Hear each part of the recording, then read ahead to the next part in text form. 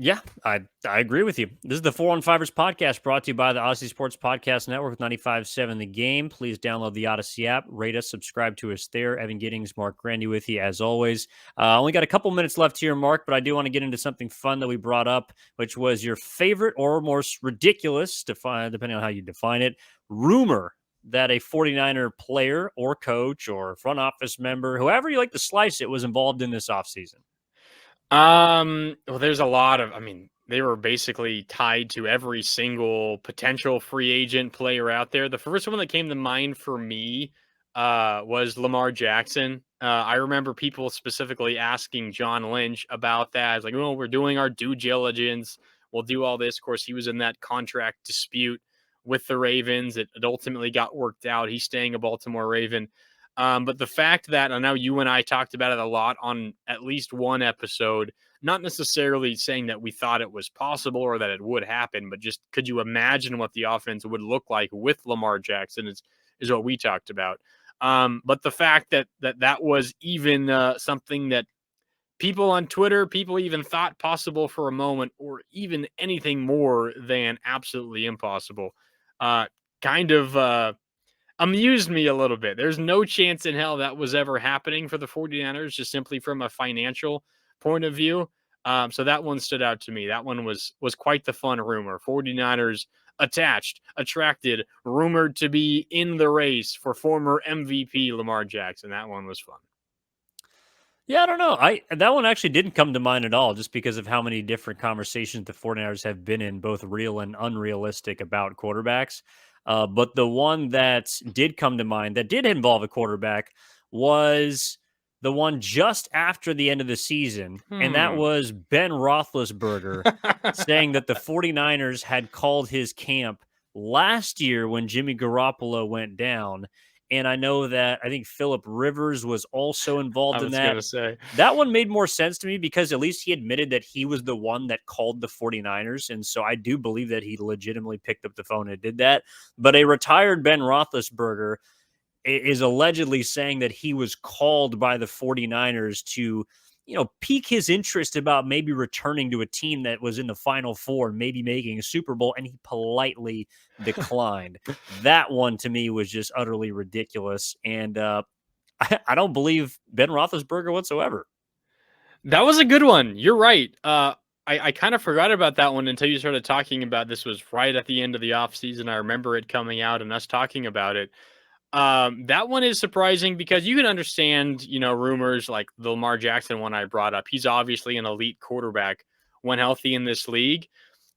If there was any truth to that, I would simply ask Kyle Shanahan one question. Like, did you watch the last 3 years of Ben Roethlisberger in Pittsburgh? Because my goodness, that was the most difficult football I've ever had to watch in my life. Yeah, he probably would look a little better with the 49ers considering the weapons that they have that we just got done talking about. But my God, if you're going to resort to giving Ben Roethlisberger a call, my goodness, you deserve everything that's coming to you. So I'm with you. I'm not so sure how much I believe in this story, but it was a particularly amusing rumor. You're right. And I don't know, maybe a member of his offensive staff made the call and he was later relieved of his duties or demoted. I've really have no clue.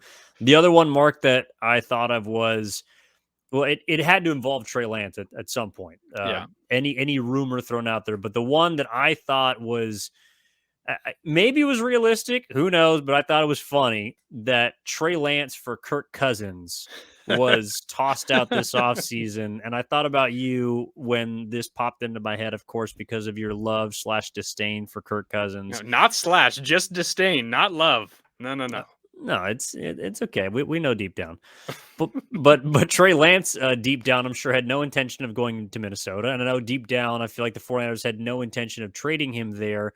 And I also don't think the Minnesota Vikings ever wanted to trade Kirk Cousins for Trey Lance. I don't know where that came from. Hey, Trey Lance is a Minnesota kid. You tell me he doesn't want to go play in the Twin Cities? Come on. He's not. All right. I don't want to play the geography game, but He's Marshall, from Minnesota, Marshall, right? Yeah. it's nowhere near the Twin It's Cities. his Like, home state, though. yeah, okay, but that's like saying, let's see. Oh, I got you. So you're from Redding, California, right? and you want to play for your local team, the San Francisco 49ers. That is how far the gap is between Marshall and St. Paul. It's like a 2.5 hour drive. I know Reading's further, but Well, yeah, but I mean, like, it's the closest National Football League team to you, right? So just based on I mean, by geography, process of elimination, exactly. I yeah. mean, you're in the middle of nowhere in the great north. But yeah, I mean, I'm with you. That was the fact that it was a Trey Lance for Kirk Cousins trade struck me as kind of wild. Um, I do think potentially the Vikings are in kind of an awkward state where they might be trying to look to acquire a young quarterback. I don't know, but you're right. The fact that it was just a straight up Lance for Cousins deal is wild to me. I know we got to run, but one more I will throw out to you, kind of just to poke fun at you. Mhm. One that was still kind of fun and still is kind of fun. TV. The whole Tom Brady coming out of retirement again for the 49ers. I know that's been your hot take for a while. I don't know if you're sticking to it at this point of the offseason. Anything is still possible. You never know. Maybe Tom Brady is getting that itch once again. But I never believed that was going to happen. I know I'm not really sticking my neck out there because it seems very unlikely. But that one was kind of fun to me. Hey, all I'm gonna say, TB12 is just a Brock Purdy setback away. And a Trey Lance setback, and a Sam Darnold setback, and a Brandon Allen setback, or what? I don't know. I hope we don't have to find out. I hope so too. You're right. But Tom Brady, I will put nothing past that man. He is a psychopath and just a scary, insane, and competitive person.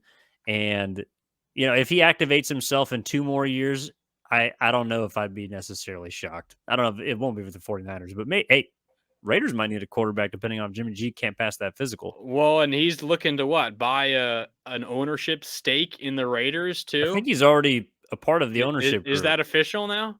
I know that I read something about there would be a lot of paperwork or legality things he would have to go through if he were to want to play for the Raiders because he was a part owner of the team. It's not happening. He's not coming back. He's not playing NFL football again. I believe it was Michael Jordan as general manager of the Washington Wizards who activated himself in 2001, 2.5 years after he officially retired from the Chicago Bulls. I'm just saying that is the level of maniac that I think that Tom Brady is. And if he did it, honestly, I'd be totally here for it. I would love every second of it. Oh, I'd eat it up 100%. It's just, it's not happening. Well, this episode happened, Mark. That's for damn sure. And that'll wrap up this edition of the 415ers podcast. Please download, rate, and subscribe on the Odyssey app or wherever you download your podcast from. That is Marc Grandi. I'm Evan Giddings. We'll be coming at you this Thursday for our second episode of the week. We appreciate you tuning in, and we'll talk to you next time.